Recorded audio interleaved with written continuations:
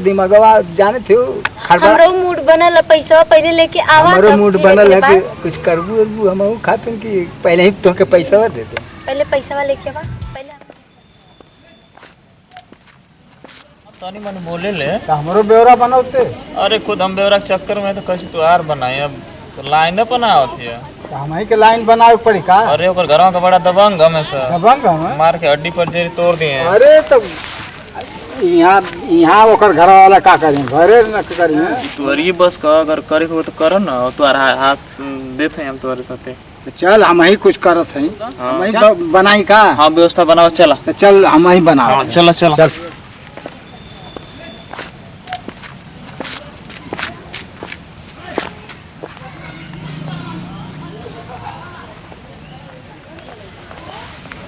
धीरे धीरे प्यार को बढ़ाना है हद से गुजर जाना है।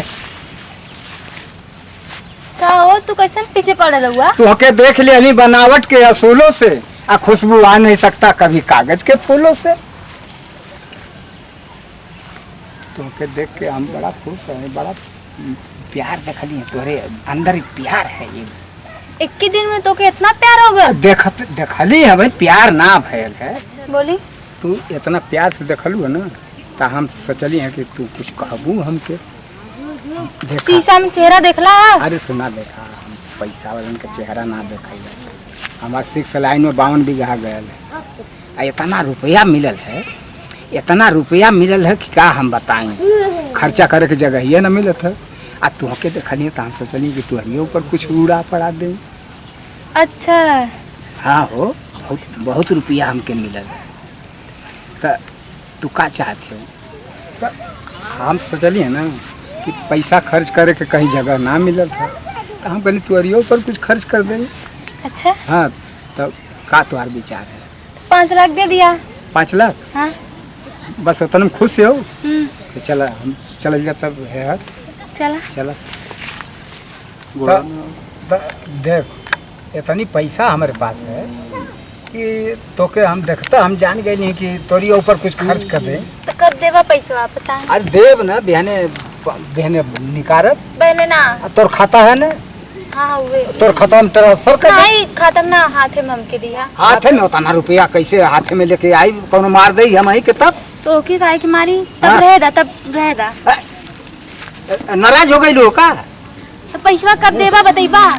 तो नाराज होती है नाराज ना होई हैं?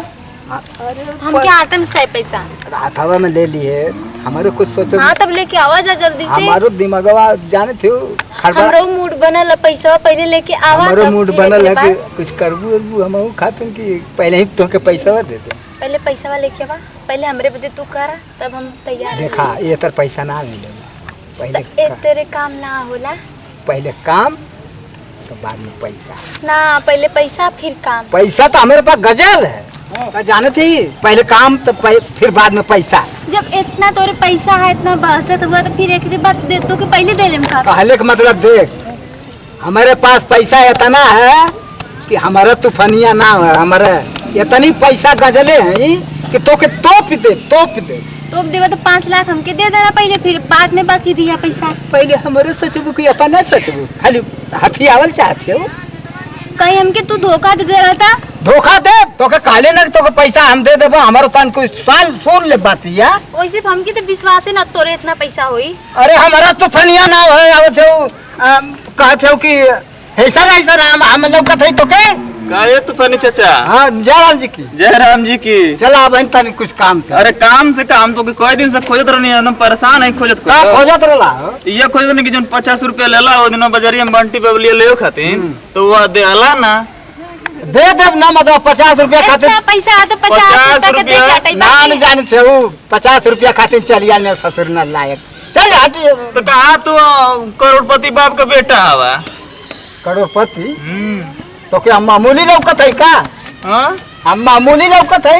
भिखारी का इनका 50 रुपया देते ना और करोड़पति बाप का बेटा बनत हवा। तर पकड़ में का है का बनी तो हमके धोखा देवे जात रहले ना ही हो तू अरे एक चक्कर में मत फंसिया ये बहुत कंगाल है। आज बसर तब आइले हमके उल्टा पलटा बोले उल्टा पलटा का बोलत है? अब रुपया बैंक में से निकाल के दिखाऊं। अच्छा चलो बाद में लिए लगा स्टेट बैंक का तू ही मैनेजर हवा। तो का बोझत है हमारे पास। अरे कंगाल का इनका पहले 50 रुपया निकाल। अरे अरे अरे के भूखे बोल अरे भैया सुना ही तो कर 50 रुपया ले खातिर हम आई एकरे चक्कर में रोज पिए खातिर 50 रुपया हमसे मांगले पैसा वाला तो हम है। हमके धोखा देले। अरे सुरभि ये तो मैं भड़कावत है। भड़कावत है? अरे सुन ना जाए। अच्छा रुक जा पैसा ना निकलत रहा। अरे का कहत रहा? मारे थे का हो। हां उठबा की उठबा कहत रहला 6 लेन में हमार खेत गल है 52 बीघा। 52 बीघा हमार 52 बीघा गल रोज हमारे के नाम पल्लो चाटे। तो तो बगलिया वाला गल है। बगलिया वाला गल कल अपने पे के का समझत है रे। अरे हम तो स्टेट हैं। गद्दारी करबे तो का होई रे। अरे रुका बात के सुना। हां सुनावा। देख तो हमारे बीच में टांग मत अड़ाओ। अरे यार ऐसा खूबसूरत लड़की के तू फंसा के अपने जाल में ओकर जिंदगी कंगाल कर जाता है। तो और मन डोल गए डोल गल तो के देख 52 बीघा तो हमार 4 लेन। ठीक है चल तो के हम देख ले। देख ले तो का कर लेबा तो के हां। अरे उठवा ले जाए उठवा ले जाए शेर है शेर शेर तब का जान था। चकुइया निकाल के कतरिया अरे सारे तो नहीं मारी अरे भाग गल पकड़ा पकड़ा भाग गल। और जा भागे तो भगाइला खाइए।